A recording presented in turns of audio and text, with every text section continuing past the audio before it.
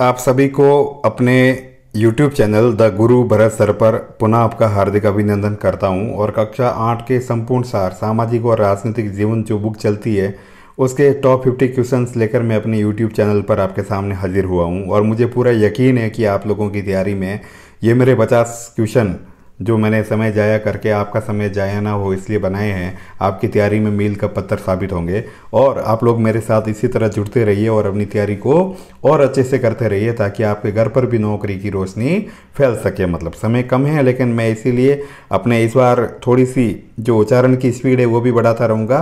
तो आप लोग दरअसल क्वेश्चन का मर्म समझिए और अपने एक साइड में क्वेश्चन आंसर शीट लेकर बैठिए। अगली बार मैं कोशिश करूँगा कि 50 की जगह 30 क्वेश्चन ही हो ताकि आपका समय कम जाया हो, ठीक है ना। लेकिन मैं आप निश्चिंत रहिए, अगले एक हफ्ते के अंदर अंदर कक्षा 6 से लेकर 10 तक की सारी एनसीईआरटी की बुक्स के जो ऑब्जेक्टिव्स बनते हैं वो सामाजिक विज्ञान के, वो सारे मैं आपको सॉल्व करवा दूंगा या वीडियो अपलोड कर दूंगा। मतलब तो अब हम पहले क्वेश्चन की तरफ बढ़ते हैं कि बड़े बड़े समाजों में विभिन्न समुदायों में नियमों को आम सहमति के जरिए तय किया जाता है।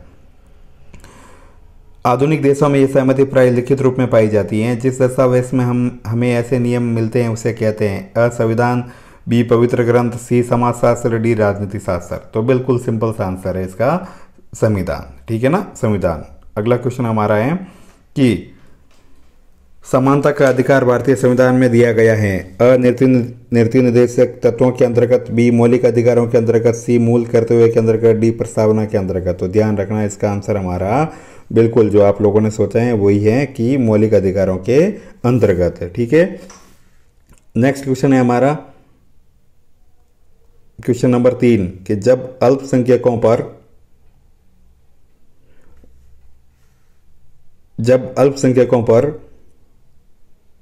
बहुसंख्यक बहुमत की निरंकुशता का दबदबा एक समुदाय द्वारा दूसरे समुदाय के ऊपर होता है तो उसे कहा जाता है अ अंतर्राष्ट्रीय वर्चस्व, बी राष्ट्रीय वर्चस्व, सी अंतर सामुदायिक वर्चस्व और डी अंतर सामुदायिक वर्चस्व। तो ध्यान रखना इसका आंसर होगा जब एक समुदाय दूसरे समुदाय पर वर्चस्व की भावना कायम करता है तो इसे अंतर सामुदायिक वर्चस्व कहा जाता है। अब हम क्वेश्चन नंबर 4 की तरफ बढ़ते हैं। क्वेश्चन नंबर 4 है कि संविधान सभा का गठन हुआ था। तो एकदम इजी सा आंसर है हमारा कि ये 1944, 1945, 1947 या 1946। तो ध्यान रखना इसका आंसर होगा हमारा 1946। ये तैयारी आपकी अच्छी होगी इसलिए आपको बिल्कुल इजी क्वेश्चन लग रहे होंगे। अगला क्वेश्चन है हमारा कि निम्नलिखित में से कौन सा खंड भारतीय संविधान की अंतरात्मा कहलाता है। क्वेश्चन को थोड़ा पढ़ना, ध्यान से मनन करना, फिर इसका आंसर देना कि संघवाद वाला खंड, मौलिक अधिकारों वाला खंड, मूल कर्तव्य वाला खंड, नीति निर्देशक तत्वों वाला खंड। तो प्रस्तावना इसमें है ही नहीं और आर्टिकल 32 है ही नहीं, लेकिन वो जिसमें आर्टिकल 32 है वो है मौलिक अधिकारों वाला खंड। तो ध्यान रखना ये हमारा भारतीय संविधान की अंतरात्मा कहलाता है। अब हम क्वेश्चन नंबर 6 की तरफ बढ़ते हैं कि किस अधिकार में ये कहा गया है कि धर्म, जाति, वंश या लिंग के आधार पर किसी भी नागरिक के साथ भेदभाव नहीं किया जा सकता है। असमानता के अधिकार में, बी स्वतंत्रता के अधिकार में, सी शोषण के विरुद्ध अधिकार में, डी धार्मिक स्वतंत्रता के विरुद्ध अधिकार में।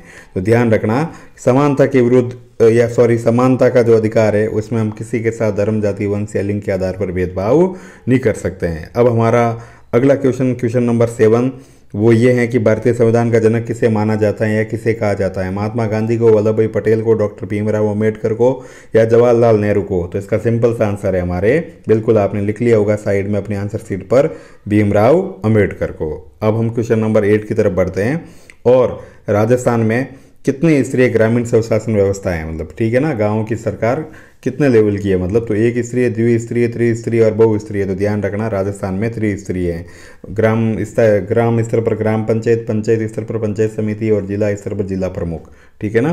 तो अगला क्वेश्चन है हमारा कि ऐसे लोगों का समूह जो कानूनों को लागू करने तथा शासन चलाने का काम देखते हैं कहलाता है। ए विधायिका, बी कार्यपालिका, सी न्यायपालिका, डी इनमें से कोई नहीं। तो ध्यान रखो थोड़ा सा, जो कानूनों को लागू करने या इम्प्लीमेंट करने का काम देखते हैं वो हमेशा और हमेशा ध्यान रखना कार्यपालिका होती है। कानून बनाने का काम होता है तो विधायिका होती है। और कानून संविधान के अनुसार बना या नहीं बना इसका अगर रेगुलेशन करना होता है या चेक करना होता है तो इसके लिए हमारी न्यायपालिका बनी हुई है, ये ध्यान रखना। मतलब क्वेश्चन नंबर 10 संविधान सभा के अध्यक्ष थे। तो बहुत ईजी सा क्वेश्चन है कि संविधान सभा के अध्यक्ष थे मतलब जवाहरलाल नेहरू, डॉक्टर अम्बेडकर, सरदार वल्लभ भाई पटेल या डॉक्टर राजेंद्र प्रसाद। तो ध्यान रखना डॉक्टर राजेंद्र प्रसाद थे और ये राष्ट्रपति भी बने थे और बिहार से थे, मतलब ठीक है ना। पहले जो अस्थायी अध्यक्ष थे डॉक्टर सच्चिदानंद सिन्हा थे, मतलब ये भी ध्यान रखना आप लोगों को। अब हमारा नेक्स्ट क्वेश्चन है क्वेश्चन नंबर 11 कि हिटलर ने जर्मनी में अत्याचार किए, अ यहूदियों पर, बी मुसलमानों पर, सी हिंदुओं पर, डी ईसाइयों पर। तो ध्यान रखना हिटलर ने हमेशा और हमेशा यहूदियों पर अत्याचार किए थे, मतलब गैस चैम्बर या गैस भट्टियों में इनको जिंदा जलाया था मतलब। तो ये नेक्स्ट क्वेश्चन नंबर 12 कि जिस देश में गैर मुसलमानों को मंदिर या गिरजाघर बनाने की छूट नहीं है वह है, अ भारत, बी ब्रिटेन, सी संयुक्त राज्य अमेरिका और डी सऊदी अरब। तो ध्यान रखना सऊदी अरब में गैर लोगों मुसलमानों को कुछ भी बनाने की छूट नहीं है, अपनी आरबीसी या एनसीईआरटी के वर्तमान बुक के अनुसार जो राजस्थान में चलती है मतलब। तो 13वां नंबर क्वेश्चन है कि निम्नलिखित में से किस देश में मुसलमानों और ईसाई अल्पसंख्यकों के साथ अमानवीय व्यवहार किया जा रहा है, मतलब अब वर्तमान में भी, अ सऊदी अरब, बी इजराइल, सी भारत, डी पाकिस्तान। तो ध्यान रखना इजराइल में, फिलिस्तीन और इजराइल के साथ हमेशा ये युद्ध चलता रहता है और इजराइल में आज भी उनके साथ अमानवीय व्यवहार किया जाता है मतलब। क्वेश्चन नंबर 14 1960 के दशक में किस देश में मजदूरों की कमी हो गई थी, भारत में, फ्रांस में, अमेरिका में, इजराइल में। तो ध्यान रखना इसका आंसर आप लोग लिख चुके होंगे, लेकिन न भी लिखा हो तब भी इसका आंसर फ्रांस होगा, ध्यान रखना मतलब, ठीक है। क्वेश्चन नंबर 15 कि कहाँ के स्कूलों में बच्चे सुबह सबसे पहले वफादारी की शपथ लेते हैं, मतलब ओथ ऑफ फेथ, अ चीन, बी पाकिस्तान, सी भारत और डी संयुक्त राज्य अमेरिका।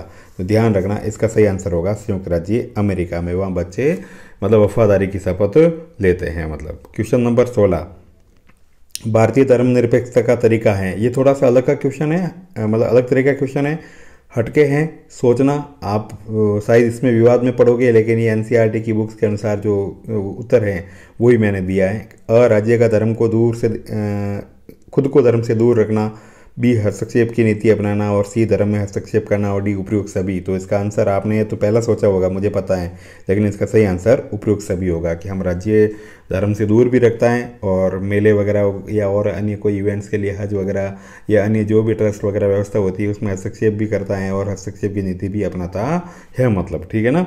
और सुरक्षा भी देता है, ताजिए वाजिए या कोई भी जुलूस वुलूस निकलते हैं तब, मतलब अपने हिंदुओं के भी और मुसलमानों के भी और ईद के भी, और के जो अपना 25 दिसंबर को जो ईसाइयों का दिवस होता है उस दिन क्रिसमस पे हमारी छुट्टी भी रहती है। तो हम सभी तरीके से सब कार्य करते हैं मतलब। अब है क्वेश्चन नंबर 17 कि भारत में राज्य द्वारा खुद को धर्म से दूर रखने का उदाहरण है कि राज्य द्वारा किसी एक धर्म को समर्थन न देना। यस, हम एक को न देते हैं, सबको देते हैं, सब में इंटरफेयर करते हैं। बी छुआछूत रोकने हेतु कानून बनाना, सी माँ बाप की संपत्ति में बराबर हिस्सा हेतु धार्मिक निजी कानूनों में हस्तक्षेप करना और डी इनमें से कोई नहीं। तो इसका आंसर होगा ए, ठीक, 17वें का आंसर होगा अ, ध्यान रखना आप लोग। अब हम क्वेश्चन नंबर 18 की तरफ बढ़ते हैं कि वर्ष 2004 में कौन से देश में कानून बनाया गया कि कोई भी विद्यार्थी इस्लामी बुर्का, जूती, टोपी या बड़े बड़े ईसाई क्रॉस जैसे धार्मिक अथवा राजनीतिक चिन्ह धारण करके स्कूल नहीं आएगा। अ चीन, B England, C France, D Bharat. तो ध्यान रखना ये वो राष्ट्र था जिसने मना कर दिया कि भाई कोई भी विद्यार्थी किसी भी तरह के रिलीजन सिंबल पहन के स्कूल में नहीं आएगा या विद्यालय या यूनिवर्सिटी में नहीं आएगा। तो वो कौन सा था? फ्रांस। तो हम क्वेश्चन 18 नंबर पूरे कर चुके। अब हम क्वेश्चन नंबर 19 की तरफ बढ़ते हैं कि सबसे पहले कब भारतीय राष्ट्रीय कांग्रेस ने मांग की कि विधायिका में निर्वाचित सदस्य होने चाहिए और उन्हें बजट पर चर्चा करने और प्रश्न पूछने का अधिकार मिलना चाहिए। ए 1885, 1946, 1947, 1950। तो आज़ादी की बात की तो बात ही नहीं है, तो इसका आंसर होगा 1885 मतलब, ठीक है ना। इसी आधार पर इसकी स्थापना हुई थी। अब हम क्वेश्चन नंबर 20, बिल्कुल आसान, सबसे इजी क्वेश्चन होगा शायद आज की सीरीज का, कि भारत स्वतंत्र हुआ या आज़ाद हुआ 15 अगस्त 1947 को, 24 जनवरी 1950 को, 15 अगस्त 1942 को, 26 जनवरी 1885 को या 885 को, जो भी आप मानो, उससे कोई फर्क नहीं पड़ेगा क्योंकि इसका आंसर हमारे सामने है 15 अगस्त 1947 को। इसको हम इंडिपेंडेंस डे या आज़ादी के पर्व के रूप में या राष्ट्रीय पर्व के रूप में भी मनाते हैं। और जब अगली बार आप भी स्कूल में जाओगे, बिल्कुल, चाहे भले वो थानेदार बन के, आरएस बन के, रीट में first level second level teacher बन के, तब आप भी इसको बड़े धूमधाम से मनाओगे। कोरोना तब तक खत्म हो चुका होगा, ऐसी ईश्वर से प्रार्थना है मेरी। अब हमारा क्वेश्चन नंबर है 21 कि किन आम चुनाव में पहली बार पूरे देश में ईवीएम मशीन का इस्तेमाल किया गया था? 1984 के चुनाव में, 1962 के चुनाव में, 1963 के चुनाव में या सन 2004 के चुनाव में? तो इसका सटीक आंसर है 2004 के चुनाव में सबसे पहले ईवीएम यानी इलेक्ट्रॉनिक वोटिंग मशीन का प्रयोग किया गया था। क्वेश्चन नंबर 22 है कि जनता द्वारा चुने गए लोकसभा के प्रतिनिधियों को कहा जाता है? अ पार्षद, बी सांसद, सी विधायक और डी पंच। तो ध्यान रखना इनको हम एमपी कहते हैं, मतलब मेंबर ऑफ पार्लियामेंट, ठीक है ना, member of parliament, member of parliament, parliament, ये ध्यान रखना आप लोग, इसका आंसर मेंबर ऑफ पार्लियामेंट। और हम लोग जो अपने विधानसभा में जो सदस्य चुने जाते हैं हम उनको विधायक कहते हैं, ये ध्यान रखना। मतलब क्वेश्चन नंबर 23 की सरकार बनाने के लिए निर्वाचित 543 लोकसभा सदस्यों में से किसी दल के पास कम से कम कितने सदस्य होने चाहिए? अ 172, बी 372, सी 272 और डी 292। तो ध्यान रखना सरकार बनाने के लिए हमेशा और हमेशा 272 सदस्य चाहिए। और 543 इसलिए लिखा क्योंकि 2 एंग्लो इंडियन मनोनीत होते हैं राष्ट्रपति के द्वारा। अब हम क्वेश्चन नंबर 24 की तरफ बढ़े हैं कि राज्यसभा में राष्ट्रपति द्वारा कितने सदस्य मनोनीत किए जाते हैं? ए 2, बी 12, सी 10 और डी 5। तो ध्यान रखना राज्यसभा में जो सदस्य मनोनीत किए जाते हैं वो हैं 12, लोकसभा में है वो 2, कुल संसद में पूछे तो ध्यान रखना 14, ठीक है ना। और ये जो 4 हैं मतलब वो 12 हैं वो 4 क्षेत्र से समाज सेवा, ठीक है ना, समाज सेवा, साहित्य, कला और विज्ञान, इस क्षेत्र से, इन 4 क्षेत्रों से सदस्यों को मनोनीत किया जाता है, ध्यान रखना आप लोग। क्वेश्चन नंबर हमारा 25 है कि भारत में लोकसभा में सत्ताधारी दल का मुख्य होता है? ए लोकसभा सभापति, बी प्रधानमंत्री, सी राष्ट्रपति और डी उपराष्ट्रपति। तो ध्यान रखना सामान्य रूप से जो सत्ताधारी दल का मुख्य होता है वो प्रधानमंत्री होता है, ठीक है ना। तो हमारा इस आज की सीरीज का हाफ जो पड़ाव है मतलब ब्रेक है वो पूरा हो चुका है। अब हम नेक्स्ट क्वेश्चन की तरफ बढ़ते हैं, 26वें क्वेश्चन की तरफ कि लोकतंत्र का प्रस्थान बिंदु होता है? असहमति का विचार, बी असहमति का विचार, सी अनिच्छा, डी केवल सक्षम लोगों की भागीदारी। तो ध्यान रखना सहमति का विचार, जहाँ पे सब लोग एग्री हो जाएंगे वहाँ लोकतंत्र रुसवा हो जाएगा या वहाँ से उसकी विदाई हो जाएगी। असहमति हमेशा बनी रहनी चाहिए।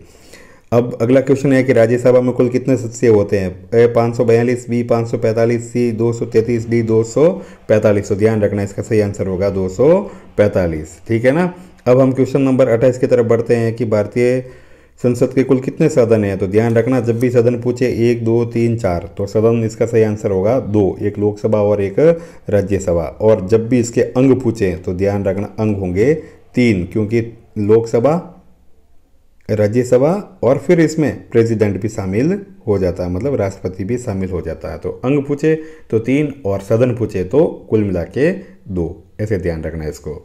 क्वेश्चन नंबर 28 भी कंप्लीट। अब हम क्वेश्चन नंबर 29 की तरफ बढ़े हैं कि कानून के शासन का अर्थ है? ए सभी कानून देश के सभी नागरिकों पर समान रूप से लागू होते हैं, बी जाति के आधार पर कानून लागू होते हैं, सी धर्म के आधार पर भेदभाव पूर्वक कानून लागू होते हैं और डी है सरकारी अधिकारियों का प्रत्यक्ष कानून होता है। तो इसका सटीक सा और सही आंसर है कि सभी कानून देश के सभी नागरिकों पर समान रूप से लागू होते हैं। 30वां ये है क्वेश्चन भाई हमारे सामने, ये रॉलेट एक्ट भारत में लागू हुआ था 10 मार्च 1870, 10 मार्च 1919, 10 मार्च 1932 और 10 मार्च 1947। तो 10 मार्च तो फिक्स है। तो जो 30वां क्वेश्चन है हमारा इसका सही आंसर है भाई 10 मार्च 1919, ध्यान रखना 10 मार्च 1919। अब हम क्वेश्चन नंबर 31 की तरफ बढ़े हैं कि कानून बनाने में सर्वाधिक महत्वपूर्ण भूमिका होती है? ए राष्ट्रपति की, बी उपराष्ट्रपति की, सी संसद की और डी विपक्ष की।